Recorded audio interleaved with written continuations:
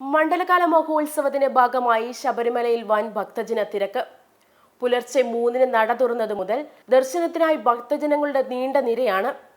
ഇന്നലെ നട തുറന്നതിന് പിന്നാലെ കനത്ത മഴ പെയ്തതിനെ തുടർന്ന് അടിയന്തര സാഹചര്യം വിലയിരുത്താൻ ദുരന്ത നിവാരണ സേനയെ വിന്യസിപ്പിച്ചിട്ടുണ്ട്.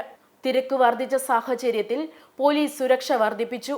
ഒരു എസ്.പിയുടെയും 12 ഡിവൈഎസ്പിയുടെയും നേതൃത്വത്തിൽ 980 പോലീസുകാരെയാണ് ആദ്യഘട്ടത്തിൽ വിന്യസിപ്പിച്ചിരിക്കുന്നത്.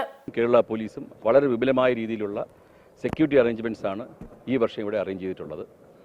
കഴിഞ്ഞ 2 വർഷം കോവിഡ് മൂലം വരുന്ന പിലിഗ്രിംസ് നമ്പറും കുറവായിരുന്നു, കൂടുതൽ റെസ്ട്രിക്ഷൻസ് ഉണ്ടായിരുന്നു. എന്നാൽ ഈ വർഷം പൂർവാധികം ഭംഗിയായി തന്നെ പൂർണ്ണ തോതിലുള്ള ഒരു തീർത്ഥാടന സീസണാണ് ഞങ്ങൾ എക്സ്പെക്ട് ചെയ്യുന്നത്.